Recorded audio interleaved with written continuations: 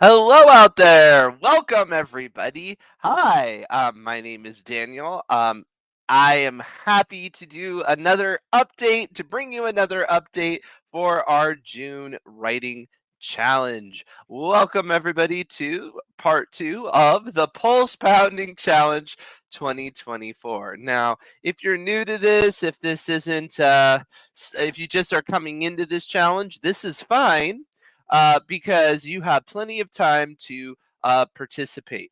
Of course, if you haven't signed up already, you do need to sign up in order to be eligible for prizes and whatnot. So go ahead and sign up there below. It is free to join. You do not have to be an AutoCrit Pro member in order to participate in the short story, the Pulse Pounding Challenge. However, there are some benefits to being a member. I'll talk about that in just a minute. Not participating in this one though, but you're taking time thinking it'll come handy for your romantic suspense. Yes, for those of you who aren't participating in the challenge, uh, feel free to stick around because we are going to go over some interesting tips today on how to make your sentences more punchy. Part of the challenge is a limitation on the word count in your sentences, which some of you might be, I don't want to say struggling with. That sounds a little negative, but it might be a bit of a challenge, right? That's the intention. And I'm going to be giving some tips today that should help you achieve that, help you edit in, get a little bit brutal with your text. The idea with challenges here around AutoCrit is to stretch you as an artist. And we've heard time and time again how our members love these challenges and how it helps them grow and change. You're at 6 words average, overkill. Maybe. One thing to keep in mind when you have an average word per sentence is it is going to give a sense of pace to the piece. And so if you're always 6 words, like obviously they're not monosyllabic all the time, but you could just think like and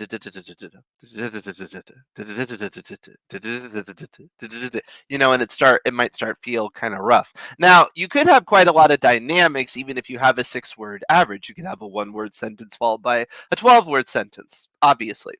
But if you're averaging that low, it will feel rather breathless.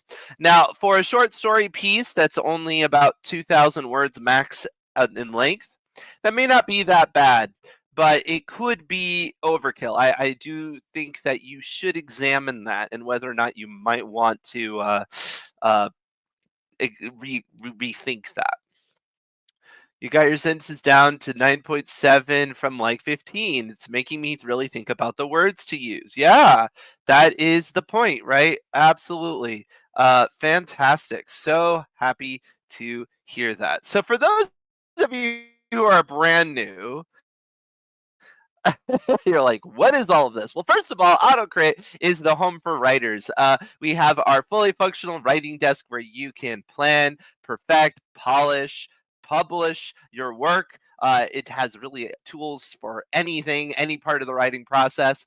And we have a full community. You can see some of the people chatting here, and we have a full community on our website. And we also have a whole Academy page. And we're going to take a little bit of a look at Academy today because you're going to get some insight straight from some of our Academy courses when it comes to creating a punchy sentence.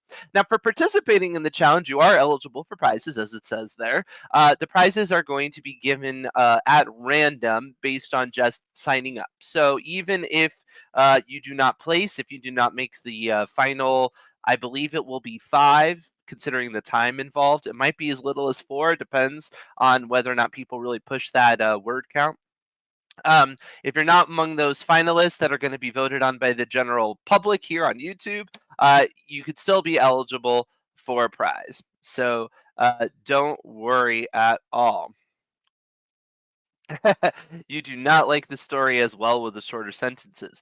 That's fine. You may find that you ultimately are not going to be the kind of author that prefers to write shorter sentences. Certainly, plenty of authors are like that. George R. Martin writes longer sentences than Lee Child, for example. So there's taste, there's personal preference. So, but it is a fun experiment, one way or the other. So for signing up, you do get access to the writer's desk. That'll be crucial in just a minute as we go through the rules of the game. I'm just going to go through these really quickly because we went over them last week. Remember, these are rules, not guidelines, not Pirates of the Caribbean. We really want to take these seriously. No more than 2,000 words. So there is a word count in the upper right-hand corner of the writer's desk. Keep that in mind. You do not want to go over 2,000 words. It does need to be a narrative. So this is not the time to write a self-help uh, book or I don't know, a data dump or data analysis on the reproduction levels of hamsters or something. I don't know. I'm just making stuff up. But like, no, this is not the time for that. I really want a story with a protagonist and things are happening, etc., etc. Experimental writing forms are acceptable. Somebody has a thing, I'm at 1,500 words, which feels perfect. Yeah, there is no minimum. There is no minimum. Technically, you could submit something that's only 10 words long. I wouldn't expect that to make it to the final, but obviously, think about it, whatever you want to do. Experimental writing forms are acceptable. So if you want to do this as like a series of texts, that could be a fun way of doing punchy sentences. If you want to do this as a diary entry, a blog entry, a translation of an ancient artifact, really whatever you would like for that. No illustrations, so no pictures, please. The creative guidelines are it can be any genre. First sentence does need to include some action. And I'm being liberal with my interpretation of the word action here. Like I would count somebody opening their eyes or a leaf being blown across the plains. Something just needs to be happen. Okay. Character in conflict with the setting is not a requirement, but it's a suggestion rather than talk about the setting. And the reason why is, again, if you're trying to capture the feeling of a pulse pounding scene or that sort of thriller pace, I'm not saying you have to write a thriller genre, but we're trying to capture that sort of feel and pace and the tension. Uh, think about the setting as something that is not making the character comfortable or is creating some sort of obstacle. So, otherwise the setting just kind of disappears in the background. Why would they even talk about it, right? If you have a argument with somebody else in a perfectly pleasant, wonderful room with no distractions, you're probably not going to describe the room at all. So if that's the case, then yeah, probably don't describe the setting much. But as you can imagine, that can create a little bit of a white room syndrome, and it can feel like it could be anywhere. Yeah, usually setting is needed to give a richness, and don't just do it for that reason. Give it a purpose, right? So think about how it could be in conflict. I recommend a ticking clock or an option lock. And again, we're going to be pretty loose with how we consider this, but there really should be a sense that there's either a time limit on what's going to happen or somebody is running out of options to solve their problem. And it needs to be fairly clear. This is what I'm going to be looking for to establish the idea of tension. So, don't worry about, it doesn't have to be um, an actual clock, of course, right? A ticking clock just means a time limit. So it could be that it is a certain amount of minutes until they have to solve this problem. Or it could be, well, they don't know how much air is left in the room, which is not the same thing in that they don't have an exact amount of time, but there's no time is of the essence, right? In terms of an option lock, it doesn't necessarily have to be like a life or death sort of thing. It could simply be somebody is really, really wanting to ask somebody out and they keep trying different things and they keep getting rejected or something like that. And they're starting to wonder if there's anything that they can possibly do in order to make this happen. So keep that in mind. Sentences need to be under 9 on average, 9 words or less. I know that's rough in a sense. Um, uh, Yes, sorry. A ticking clock or an option lock is a requirement, but what I'm saying is it's not literally a ticking clock. I just want to be clear. Yes, you should have a sense that there is a time limit. There is a sense that this needs to be done within a certain amount of time, or I'm running out of ways to solve the problem. Either one is fine. But I just don't want people to think that narrowly about it. And I'm think it is a general good piece of advice, just in terms of writing, to have something like that. You'll find it's pretty common. It's rather abnormal to have neither in a work, even if it's not a thriller or something like that, because it just gives the audience a sense of when does the climax need to happen. And you do not have to use both. Keep in mind, this is correct. If you keep in mind, if you do use both, you might be creating an extra tension story, right? It's extra tense because if you think about it, if it's not only do you only have as much time, but you also seem to be trying different things and nothing is working, that's like mega stressful, for lack of a better word. All right, so yes, under 9 average words. Okay, so this is pretty tough, but it might sound a little obscene. But keep in mind, there are plenty of writers that go even less than this. They go pretty low. They go down to like the eights. And I know somebody here was talking about down to the six. So if you do tend to write longer sentences, which is probably all of you, just keep in mind fragments are okay. Things like well, we'll talk about that. That's the whole point of this. So just stay tuned. We're going to discuss that. Any genre is acceptable. So this does not have to be strictly a thriller genre. If you want to be giving a high stakes tension situation and it's really more of a fantasy or more of a mystery or more of a romance or it's literary fiction and it's about, it's social commentary or something, all of this is acceptable. Okay.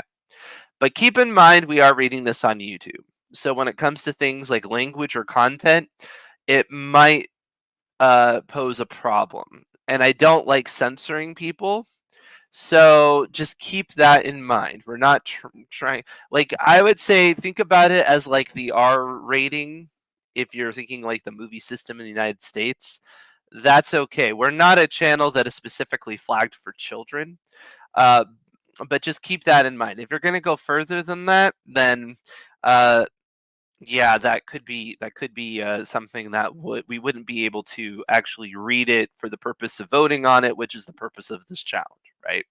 Um, and also keep that in mind in terms of some of the subject matter. So, if it in terms of like if you think of our last challenge, we didn't want to have like sexual violence, underage sexual content, things like that. Okay. Submit by June 23rd. Okay. So that is 11:59 p.m. June 23rd, the last Sunday in June. Please do not wait until the literal 11th hour because who knows might happen. You might end up with a power outage or something like that. I don't particularly recommend that. So please try to be quicker than that. Submissions will open next Tuesday. So you have another week to work on it before submissions open, and then they'll be due the following Sunday. All right. When it comes to writing punchy sentences, one of the best things you can do is write, and then edit, edit, edit, edit, edit. But the problem with this for a lot of writers is that it can be difficult to do the brutal amount of editing that you need when you have this sort of approach. Um, when it comes to a challenge like this, I recommend you to go as brutal as you possibly can. Think about what actually adds meaning on the page. Make every word count. This might be a much more stark style than you're used to. You might find it a little bit cold or distant, or you could say caustic almost or something like that. Like it could sound aggressive in a way that you don't usually like or don't hear your voice in. But just task yourself to be rough because a lot of writers when they cut down to the bone, they eventually find a balance which is maybe more than that, but it is better than where they were. Because we just all have a tendency to add words that don't really need to exist. I guess I shouldn't say everybody does. There are some authors that write quite succinctly and they actually have to pad their material a little bit, but that is very unusual. For the vast majority of people, there's a little bit of clearing your throat, figuring out what you actually wanted to say, just repeating yourself for no particular reason that you need to get rid of. So we're going to go over some tips I have for punchier sentences. Some of these come from some of our AutoCrit Academy courses. So it's a nice little insight for you. So filler words. Filler words are a big problem. Now, when we talk, we often use filler words. You'll hear that even in this presentation, right? I'm not going off a strict script, so there's going to be some ums and veries and justs and that's that are not particularly necessary for the meaning of the sentences that I'm saying. This is okay, of course, in speech. It's not even necessarily a problem when you're writing. But if you have a whole lot of them, it obviously bloats your material. A filler word is a word that if you can eliminate it from the sentence, it doesn't change the meaning.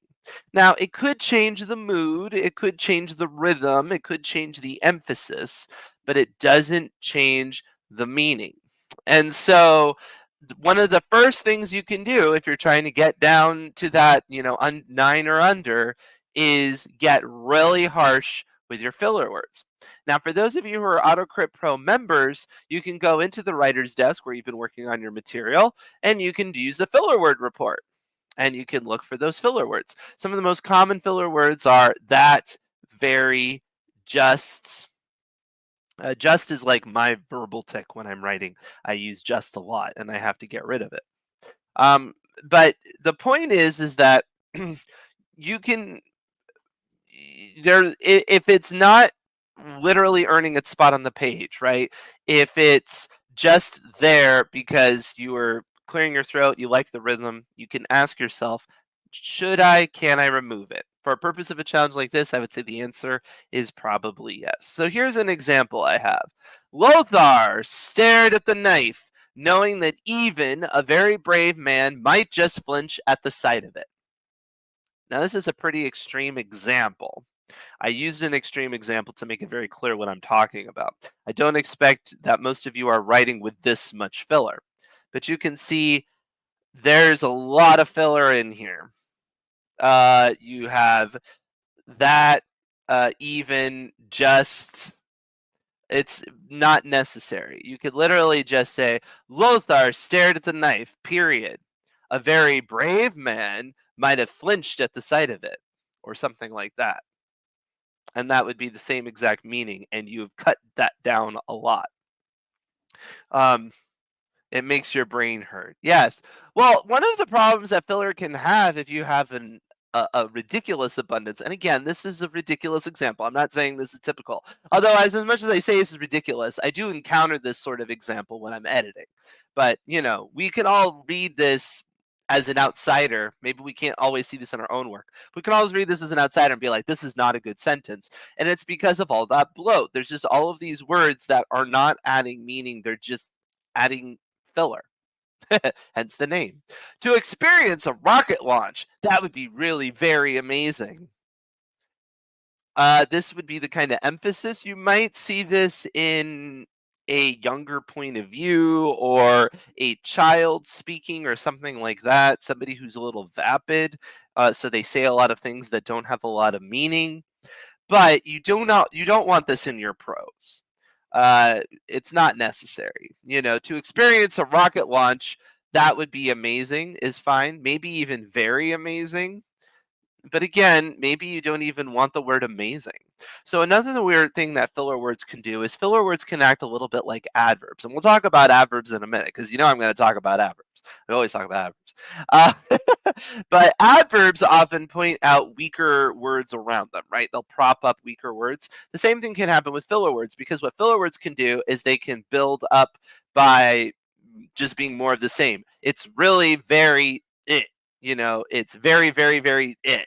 Um, the shouldn't be so weak that it needs all of that, right? You could have to experience a rocket launch would be astounding or something like that. And maybe that's a clearer word than amazing.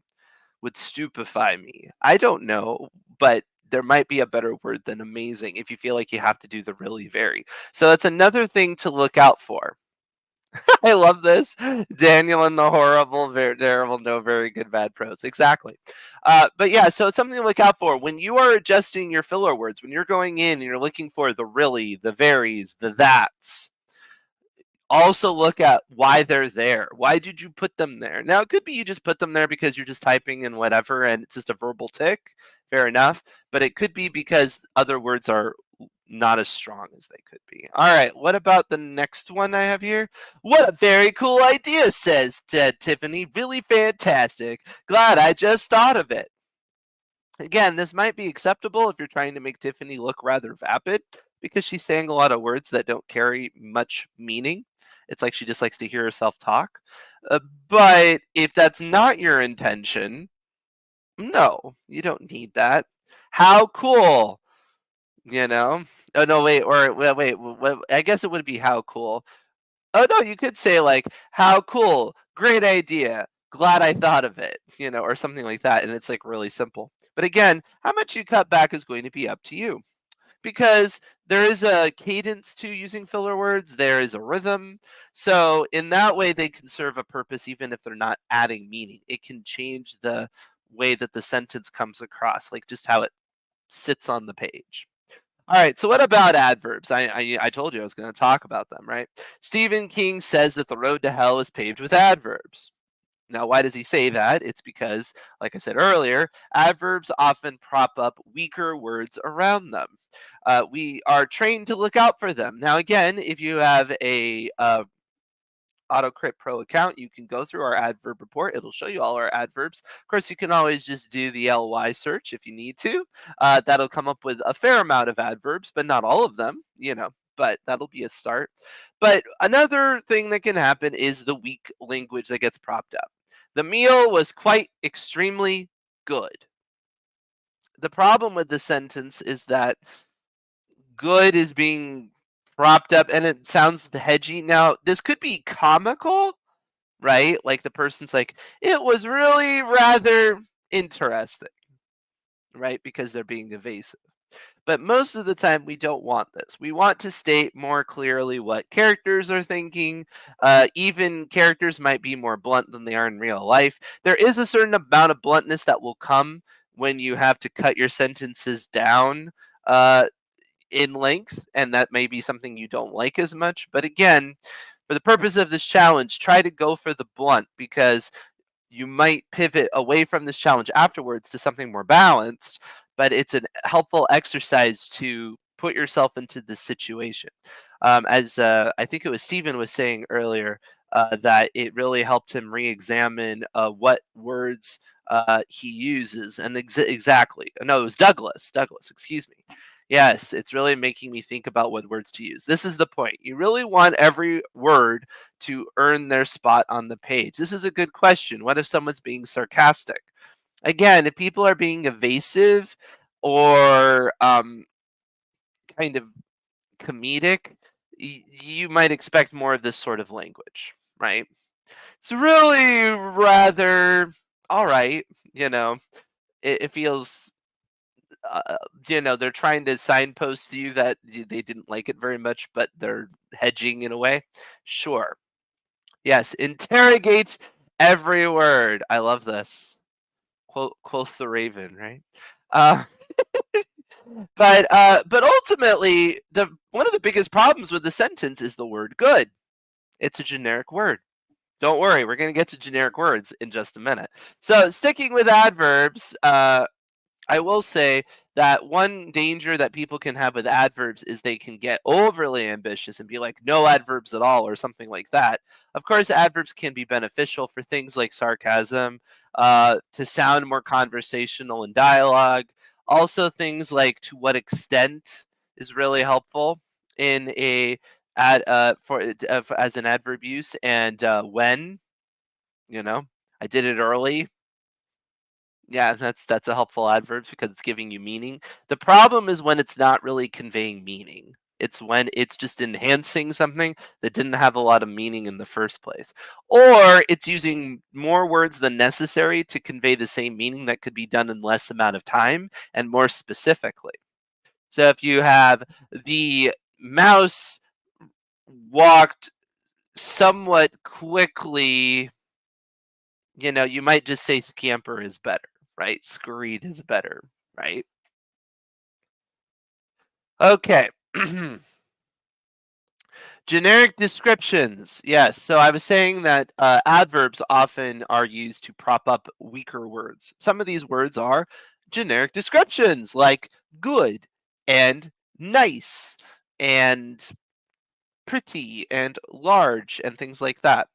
Generic descriptions are not necessarily the death knell of writing or something like that. But again, if time is of the essence, if words are at a premium, and they really should always be, but for again, a challenge like this, words really are at a premium, go specific with your language. Specificity all the time. So he turned on his car. Okay, that's fine.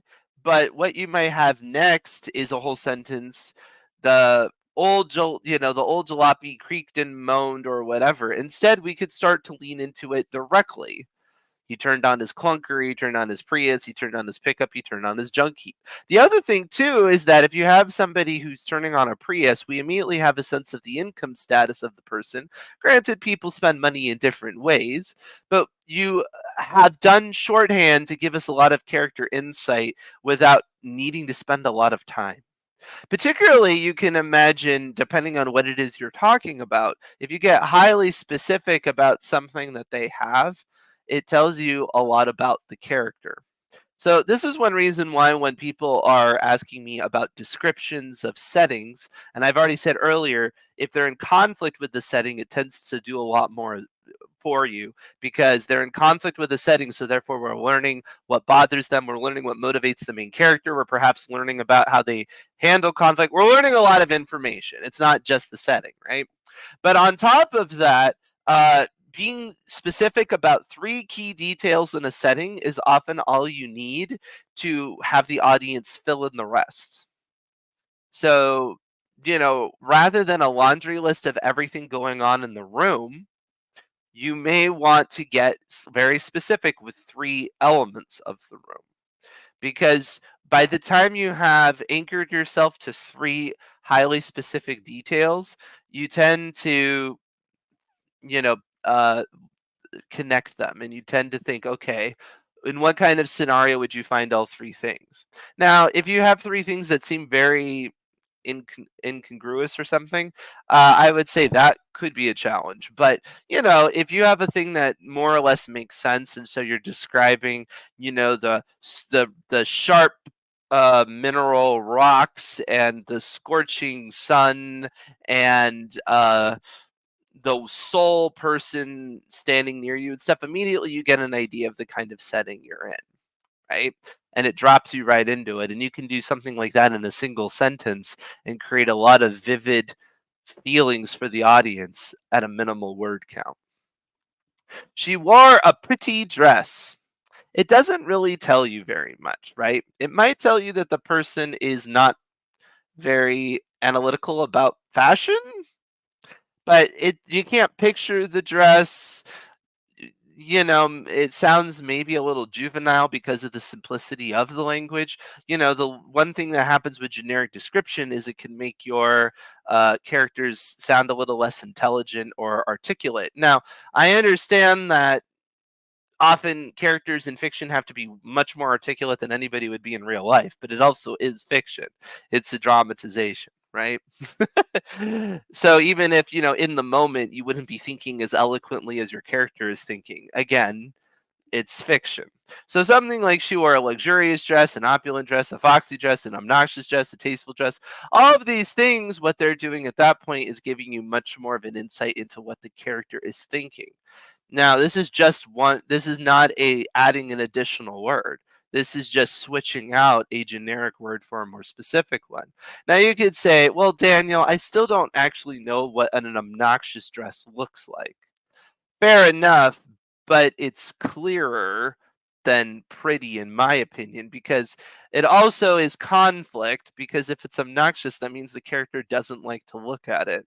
It also tells you something about the character in terms of their judgmental attitude. I suppose it is a judgment call to say something looks pretty, but that seems a little bit like a hedge, you know? How's the view? It's pretty. I don't. Yeah, it's a hedgy word. It's too generic for me to know. It could go either way. It's like, how's the movie? It was nice. How do you feel? I feel fine. You know, uh, it's very very tough. Interiority, nice. She wore a 1900s evening light pink gown. Yes, obviously at that point you've added one, two, three, four extra word or three extra words, right? Over the she wore a blank whatever. But gown is already a better word than dress. It's more specific. You know, when you hear gown, you do not you eliminate certain things that you would with dress, whereas dresses gowns can be dresses, but dresses can't be gown, at least the way I think of the word gown. I don't think of them as equivalent in that way. And that's another thing to keep in mind when you're writing and you're trying to use less words. Go to the thesaurus, but go to the thesaurus not to swallow a thesaurus and spit out fancy SAT words, right? Go to the thesaurus to find greater clarity of meaning. Go to find words that can mean less things. There's less interpretation for them and things like that. Get more specific. This is particularly helpful if you're trying to eliminate your words, but it's also getting back to the premise, punchier, right? All of these sentences are punchier than she wore a pretty dress, right? They're more impactful because these are more specific adjectives. Now I'm not saying these are as punchy as sentences get, but there's definitely punchier ones. Somebody mentioned a punchy sentence. Oh yes, they said, Jesus wept in the Bible, right? You have this dramatic situation happens, and all it says is that they cried, and it's the shortest sentence. It's the shortest sentence in the entire book, and yes, it's a very impactful moment. And this is something to keep in mind, right? When you have somebody who has to have a dramatic reaction to something, sometimes simply the short "they hated it" can work. And this can be counterintuitive to some of the advice we hear, because we'll hear, well, you've got to dramatize, you should never summarize. And I think that's true as a general rule. But there are times that that quick summarization can punch you in the gut. And if you're really thinking of space as a premium, consider that. But I will say that specificity is generally my favorite approach versus getting too summarizing, because again, as the reason why there's that whole rule about not summarizing and dramatizing is because if you just do that all the time, you end up with more or less a cliff notes. You end up with this high satellite view of things where you're not getting to experience it. Whereas specificity of language tends to do the opposite. It tends to help you experience it all the more because it like there's less interpretation, it's more specific. All right, I'm going to make myself a little bit smaller here because I have another example. Now, this actually comes from our narrative tension workshop. I know some of you have taken it before, but this is one that I've come up with that I really like. And I think it demonstrates a way to create punchier sentences. All right, so this is a pretty exciting scene, but this is the way that you could write it. The man stepped into the room and took in the scene. It was a dusty old lobby filled with antiquated furniture straight out of a 1940s pulp novel. Since it was dark enough to hide someone, he carefully creeped around furniture. The coast seemed to be clear, but he couldn't be sure. After all, he knew they were after him and could catch him at any moment. He wondered if perhaps they were already ahead of him and were just waiting for him to fall into their trap. Not very exciting, right? It's not like this is the worst thing I've ever read in my life or anything like that. I mean, I wrote it, so I can be critical about it. But it's boring, right? It's not written in a way that's really capturing my attention. It doesn't have dynamics. So what are some things that we could be changing about this to make it punchier? Well, for one, we could of course add paragraphs, right? We also could trim down these sentences. So here is another version. The man stepped into the room and took in the scene. Dust filled an old lobby with antiquated furniture. It was like something out of a 1940s pulp novel, but also dark enough to hide someone. He carefully creeped around furniture. The coast seemed to be clear, but how could he be sure? They could catch him at any moment. Maybe they were already here, hiding, waiting. Was this a trap? And you can see how the use of dynamics towards the end made a very big difference, right? Now, some of you might be like, okay, that's maybe a little overly gimmicky or whatever with the two one-word sentences. It's like, I'm kind of overcooking it. But it's certainly, in my opinion, an improvement dramatically over that first example. We have lots of variants of sentences. You also have a nice little psychological effect where this block of words becomes a narrowing focus, right? So that helps. Somebody said filled with and filled with. Yes, there are still improvements that can be made, and I'm glad you pointed that out, right? Yes. Uh, I would say that that's something that they could do. That could be improved with as well. You'll also notice that there's less filtery language being used. So in the first example, you have, after all, he knew they were after him and catch him any moment. He wondered if perhaps they were already ahead of him. And then the second one, it's jumping to their point of view. The coast seemed to be clear, but how could he be sure? They could catch him at any moment. Maybe they were already here. So we're just in the mindset of that character, right? We are taking a deeper point of view. Dust covered an old lobby filled with antiquated furniture is probably better because dust filling sounds, covering is probably better. It's more specific. I agree. That's a good suggestion. Um, but what was I saying? Oh, yes. But we are not using that sort of filtery language where we're saying he did this and he did that. We're now like in his head. So, deep point of view is a wonderful way of lowering your word count, to be honest, a lot of the time, because you're not going to use all of that. I'm an observer looking at what somebody is doing. It's like, no, no, no. I am the person doing the thing. I don't need that framing all the time. And that can really benefit you. So keep that in mind. If you're not somebody that tends to write a tighter point of view, try to get down in there. And whenever you say the he did this and he knew this, ask yourself if you can get rid of that. He looked at this, right? You don't have to say he looked at the desk. It could be on the desk there was, right? And that can help as well. Now, another thing you'll notice is that sentence length, right? So in the first example, the sentences were 11, 17, 13, 11, 15, 21. Not only were they longer sentences on average, they were more or less the same length. The difference between the sentences is 11 words to 21 words. So it's just double. In the second example, the longest sentence is 12 words and the shortest one is 1. So, of course, on average, these sentences are much, much shorter, which is giving it that kind of breathless, let's get going sort of motion. But it also is quite dynamic. We have a 1 word sentence and a 12-word sentence. That's a 12 times difference. And so it just makes a lot more impact when you get to that hiding, waiting, because it's quite a contrast from what happened just a little bit before that.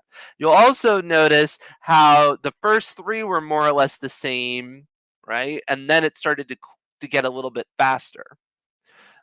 These are all things to look at. So when you are really getting into a tense scene, and I'm not saying you necessarily need to take this sort of meticulous detail all the time, but it's particularly helpful when you're trying to do a tense scene, right? Like what we're doing now, pulse pounding scene.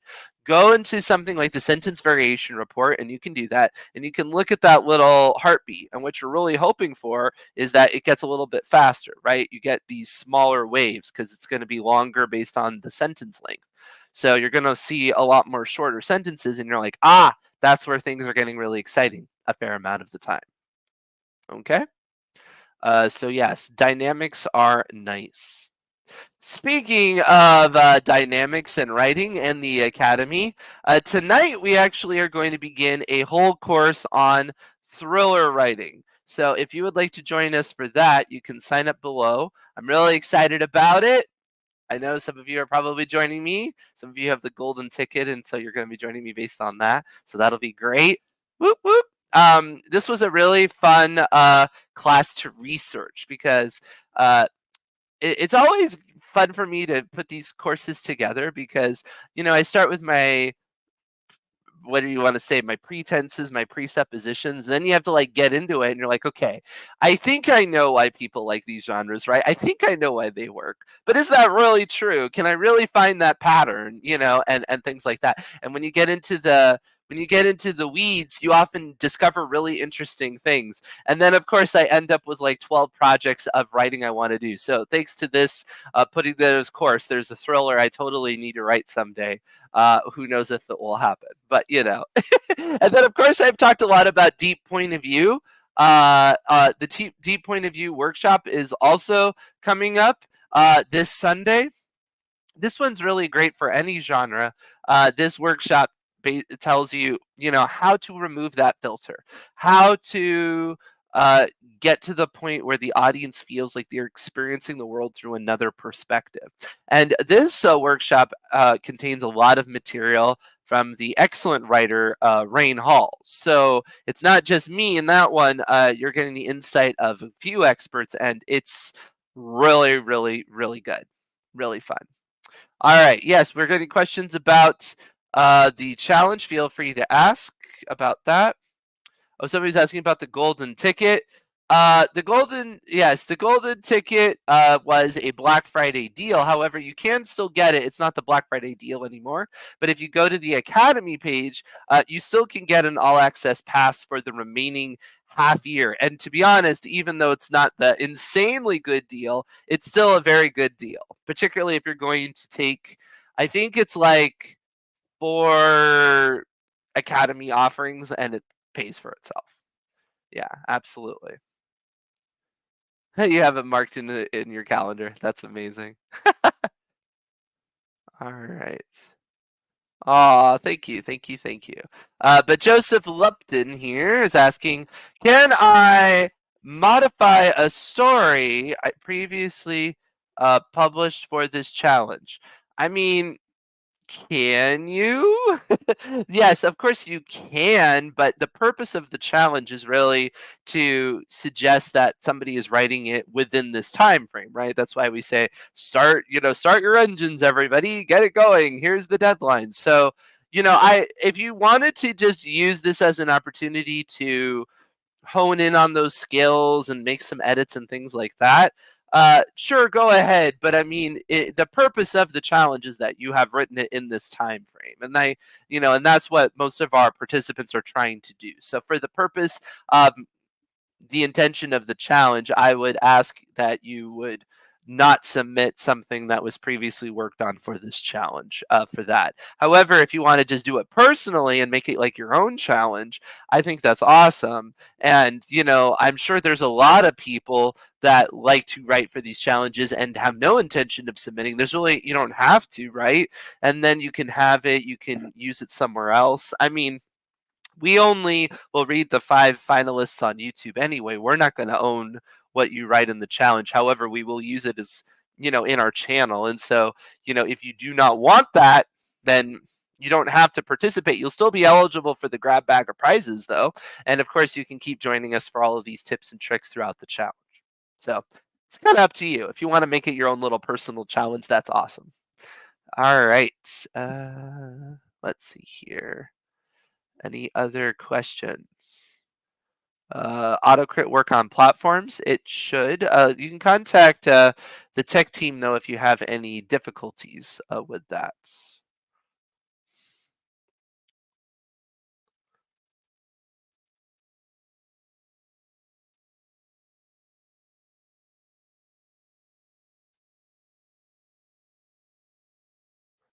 You can no longer remember your non-writing life. Aw. That's good though, right?